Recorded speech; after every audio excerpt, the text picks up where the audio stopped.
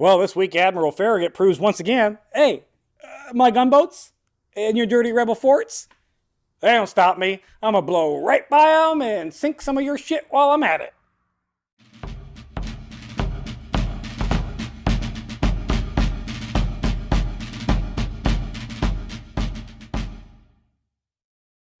Hello and welcome to Civil War in Hindsight. I'm Lieutenant Tommy. With me as always is Prospector Johnny. And Johnny, we're getting there. It's almost fall. The temperature should hopefully start feel like it. Cooling down, but it's not that One day. cool today. It's very humid.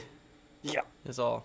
Very humid. This week's going to open up, Johnny, on August 5th with the Battle of Mobile Bay down there in the Alabamas. Yeah, Little Rock's a fine town. Little Rock is a fine town. Federal Admiral Farragut is going to write to his wife and say, I'm going into Mobile in the morning if God is my leader, as I hope he is. It's a really weird letter to write to your wife. I mean, you're going there. You know you're going there. Sure. Maybe if... Well, but, you know... Yeah, maybe I'll live. Like, I'll go there and live if God's on my side. If God's on his side, it will go well. If God's not on his side, then he's out of luck. That's always a...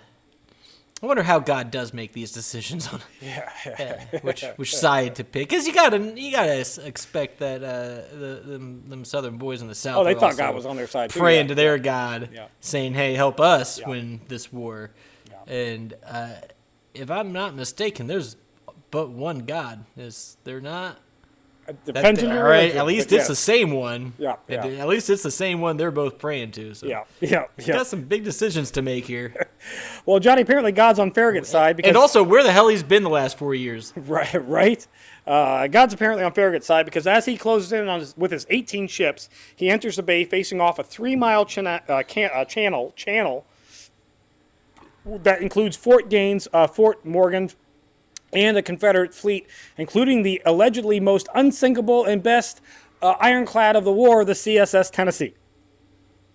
This small channel is mined and filled with torpedoes, but not deterred by by this. Farragut's like, let's just go. Fine. Let's do it. Anyway, he moves out at 5:30 in the morning, and it is very much heavy fighting right off the start. The USS Tecumseh has torpedoes explode underneath her, and she is very badly damages, and then she's sinking. She's sinking, and then taking on water. She's taking on water. Is that what they say? Yeah, she's taking on that water. And then this is where famously we get this line, allegedly. This is allegedly what was said, and this is allegedly why the thing is famous and becomes famous today. Fourth wall break. Farragut allegedly says, famous already? Yeah. Farragut allegedly says, "Damn the torpedoes! Full speed ahead." It's a good line. It is a good line. I like it. Whether he actually said it or not, it doesn't matter. Do you think it was? Wait. Do you think it was actually more like a "damn God, the torpedoes! Full speed ahead"? It's probably close. I think it's probably closer to yours. Yeah. But like in writing it, you can kind of read it how you want. If you just write it out, you can read it how you want. But, I think it was "oh, damn the torpedoes." Once there on his flagship, he starts to engage the CSS Tennessee, and at 10 a.m., the Tennessee actually surrenders to Farragut's fleet. It is damaged enough that it has to wave that white flag and surrender. Farragut is through Mobile at the cost of 145 men killed, most of those being drowned men from the Tecumseh. 170 wounded and 4 captured, with the Tecumseh and the Philippi destroyed. So he loses 2 boats out of the 18, still has 16. Not bad in the grand scheme of things. The Confederates are going to lose the Tennessee, the Selma, and the Gaines, with 12 killed, 20 wounded, and 270 captured. Farragut proves, once again, his gunboats, they do whatever they want with Confederate defenses. Screw your, this is not the first time he's bypassed Confederate forts. Not the second time he's bypassed Confederate forts. He just, screw it. I mean, full speed ahead. Right? Yep. Damn, the torpedoes. Full speed ahead. Let's go. On August 6th, Confederates will abandon Fort Powell, as the federal fleet is now in Mobile Bay, federal troops begin to surround Fort Gaines.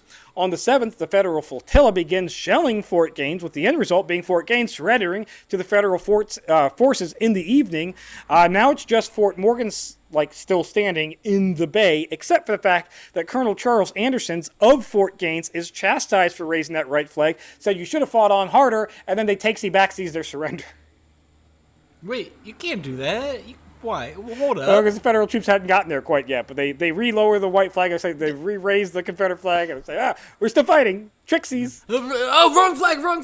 Sorry. That was my mistake. But that doesn't matter, Johnny, because on the 8th, the forts officially surrendered to the North, so it doesn't, it was just... Way to kick the can down the road, boys. For half of it, for 3 hours. It was the dumbest. Dumb. You did it. Yeah.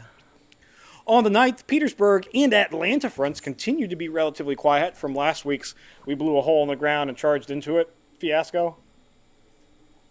Oh, right, yeah, that big hole that we had the people trained for, and then they went with other folks who were not, and then they ran into a hole and got shot at. Yeah, we did those lots things. of Confederates. Yeah. That was good. That was something. Quality. Now, it was a good tunnel, though. Good plan. It was poorly executed. Great tunnel, poorly executed. There is another tremendous explosion at City Point, Virginia, killing 43. It didn't break the record, right? This is just a big explosion. Because Crater set the record, right? That's the biggest that's never. That's the largest explosion human eyes have seen ever on planet Earth. Yes. Yeah, it's not going to be what? Ever. It's crazy. But Johnny, we have another big one. It will kill 43, injure 126. Grant himself is actually covered in shrapnel from this explosion. And apparently what happens is some dirty rebels smuggle uninjured? Huh? But uninjured? Uninjured. He just gets covered with dirt. Okay. Johnny, I mentioned it because he's our guy. I know, but I'm just wondering, did he maybe... Oh, there was pull some a piece of or something on him. Oh, I was a part of this. Yeah, he might have. That might have happened. Yeah. I'm with my men. I'm one of you. And, more than likely, he probably woke up from a ditch, passed out drunk, and was like, "Oh, I got covered. I'm dirty because of the explosion." Yeah, that explosion did it. Why do I have such a headache? The explosion. That's what it is. That might have been it. Apparently, Johnny, what happened... I need to do whiskey about this stat. There were some dirty rebels that smuggled explosives onto a Union transport, causing extensive damage to that transport, killing those 43 men. In Mobile Bay, Johnny, the Union forces begin surrounding Fort Morgan. On the 10th, we're going to see Sheridan pursuing Early in the Shenandoah Valley as Early moves from Bunker Hill towards Winchester.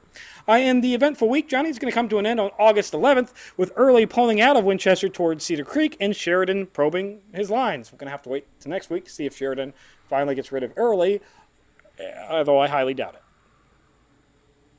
Oh, that means he's not. No. That's it. You gotta weigh about this. I don't know. It's crazy. You can see into the future somehow. I know, right? That's it for this week in Civil War in Hindsight. If you enjoy Civil War in Hindsight, check out Historic Hindsight. We do all kinds of fun things. We rant and dispel all the bullshit lost cause talking points. Because they're all lies. And if you like me yelling,